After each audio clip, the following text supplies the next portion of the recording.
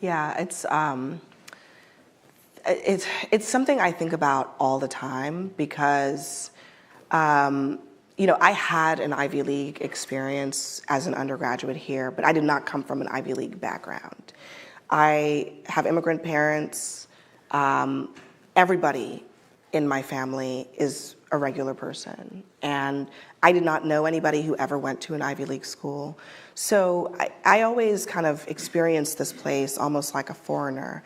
But you can see how when everybody comes out of this same experience, we can lose touch with what really is the more common experience around the country, which is very different from here.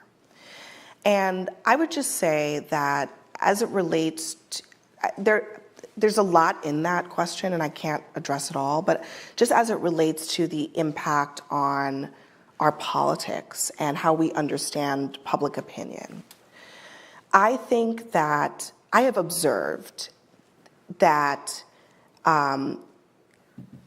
elites increasingly talk only to each other and come to believe that because there is consensus among them, that consensus is shared broadly. And there are not enough voices that are confident enough to disagree and to present alternatives. And we as a society need to find better ways to uplift divergent voices. Otherwise, we will be victims of groupthink. Mm-hmm. And there is an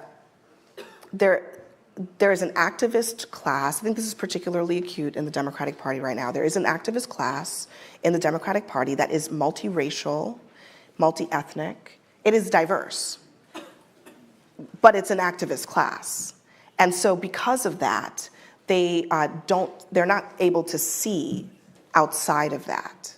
And Republicans had the same problem before Trump. Right.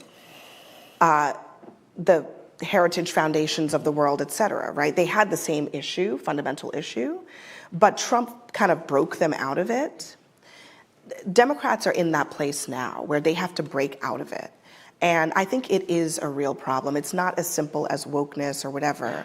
It's about people who are being incentivized to think about issues in a particular way, and usually it's the light switch is either on or off. Right. It's no nuance. There's no nuance, right? Because they're activists, like they're paid to kind of be in this lane.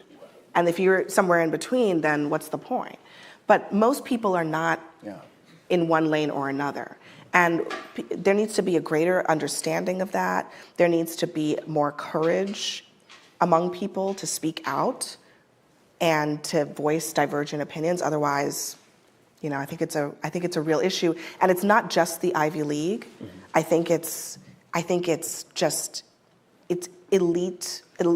mm-hmm. in general. That the Ivy League is the pinnacle of it. Right. But we see that with the urban-rural divide, yes, right? It trickles down. Yeah. Yeah. Yes.